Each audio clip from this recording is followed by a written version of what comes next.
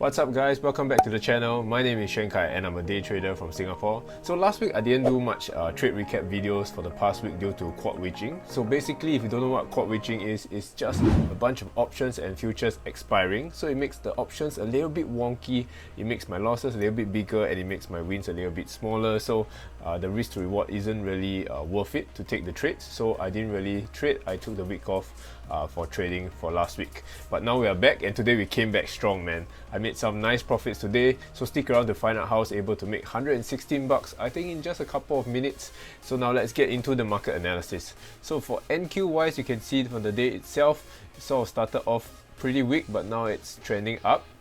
And then it started to pull back again. So we don't know what's going to happen. Maybe it'll continue the uptrend, maybe it'll continue pulling down, pushing down. For SPY as well, you can see the moment when it opened, it was moving sideways and then it's pushing up. SPY looks a little bit stronger actually, because you see it's sort of bouncing and it's sort of pushing up and breaking the pre-market highs again. For Tesla wise, you can see that Tesla pushed up pre-market and then came down back again. Pretty much like what NQ is doing, and then right now we don't know whether Tesla can possibly push up again.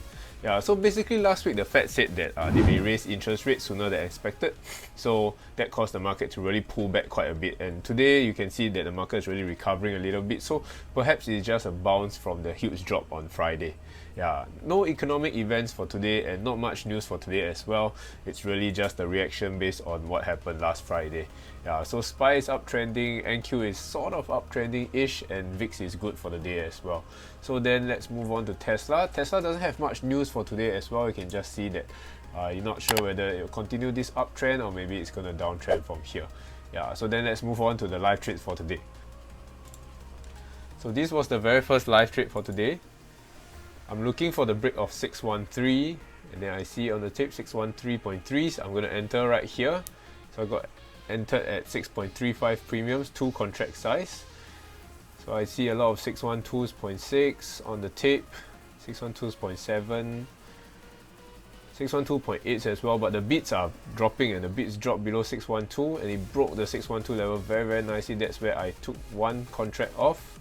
I had a bit of problems executing today as well, and then it hit 611 as well. I saw 611 and then I tried to exit my second contract here as well. You can see that actually my orders I put in about quite a few times because I couldn't really get a feel on it. It just moved a lot too quickly for me and I couldn't get feel on my exit. So I exited a little bit lower than expected. If I got feel when I put in the orders, my profits would be a lot more than what I thought.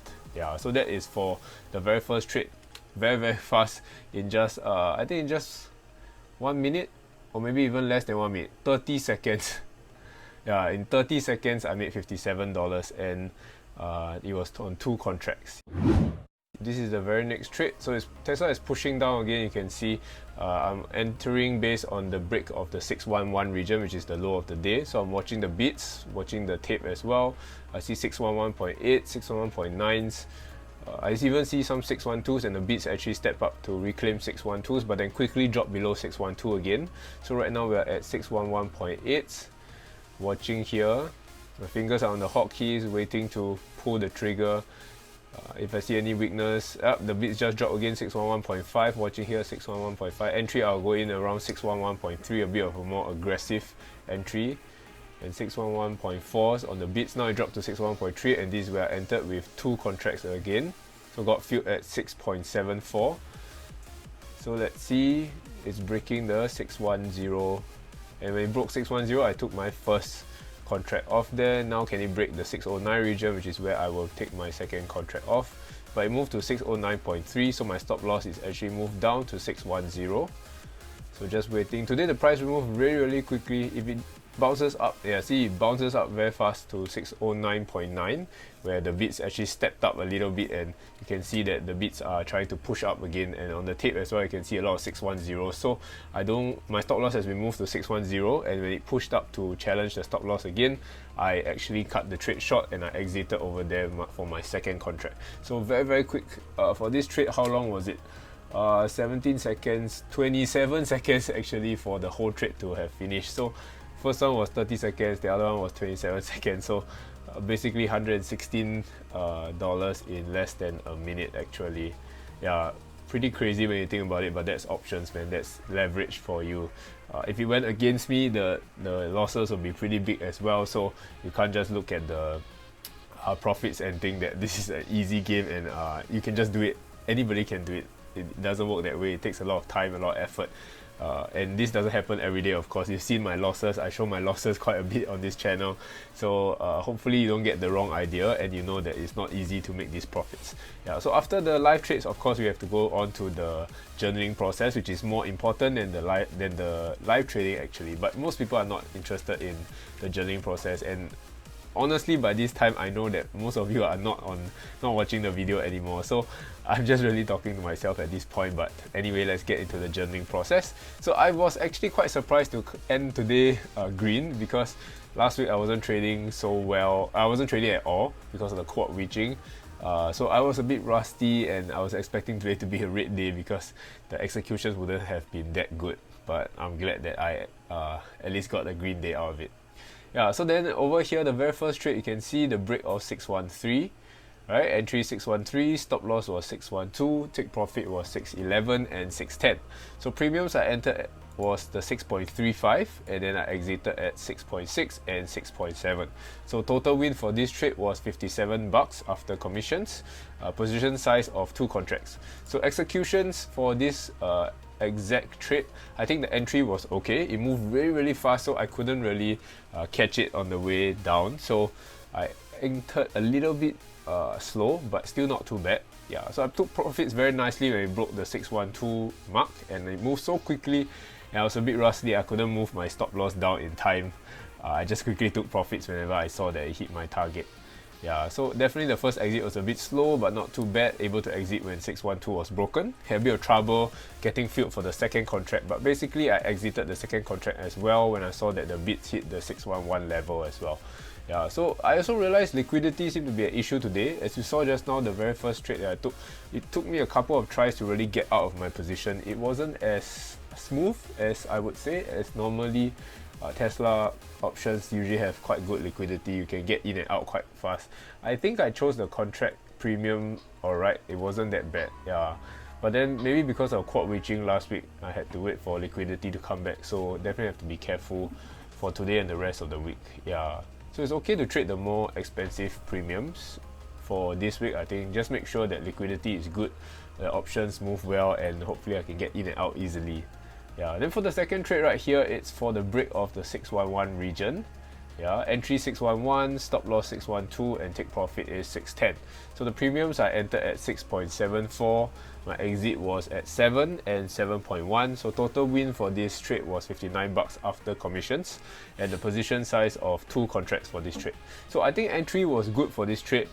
Probably warmed up a little bit after that very first trade. The very first trade was a bit rusty, but at least the second trade I was able to get back the momentum, get a bit of confidence, so that I was able to execute a bit better. So the first exit was good. I took one contract off when it broke the 610 level, moved the stop loss down to 611 when the price moved to 610.3. Moved stop loss down again to 610 when the price moved to 609.3, and I exited my second contract quickly when I saw that the bids pushed up to the 609.9 mark, where that was my stop loss. Yeah, so good exit for the second contract as well. Second trade, I would say, was executed a lot better than the very first trade, and I was quite happy with the executions for this trade as well. Yeah, so I guess things that I did well, entries were not too bad, able to take profits consistently, and able to somewhat be able to move my stop losses down when it goes in my favor. And the things I wanted to improve on for today is definitely to trade the options with better liquidity that I mentioned. Make sure that the options move properly on the premium chart, and don't just choose the cheaper options with poorer liquidity.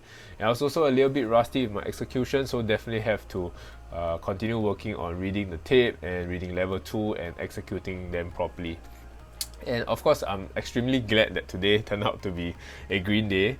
I can already think to myself, I can already see in my mind where I'm calculating the profits, how much I'll earn tomorrow, how much I'll earn today, how much more I'll earn for the week, and then things will go smoothly. But we all know that things don't go that well. Usually things don't go like that for Tesla. Yeah, the last few weeks was pretty choppy and I couldn't really get good trades in, so I was really glad that today turned out quite well. And I want myself to not be attached to the profits, rewire the way I think. I don't want to rate my day, or I don't want my emotions to be attached to the profits and losses. Like when I have a good day, oh, I feel damn good. When I have a bad day, I feel like, you know, I really feel damn bad, and I don't want to do anything for the day itself. That's a really bad thing. I'm letting my trading affect my emotions too much when I should see it as objectively. Okay, today wasn't a good day, tomorrow is a good day. Don't let the profits and losses affect the day itself. It's just part of business, part of trading. Wins and losses come and go. That's about it. Yeah, so definitely still have to rewire my brain and sort of sharpen my mindset, and hopefully we will do better this week. Yeah, I'm looking forward to updating you guys on the trading challenge as well. I'll make a video soon, I think, on how my progress has been with the portfolio so far for the 4,000 USD scalping challenge, and hopefully by then when I make that video, will be up for the week or up for the challenge. Yeah, so far we are still up, so fingers crossed. Hopefully we don't end rate for the challenge. Yeah, so if you watched so far to this point, thank you so much for watching. Hopefully you like this video. Comment down below to let me know what you guys think about this video, and hopefully I'll see you guys in the next video. Bye bye.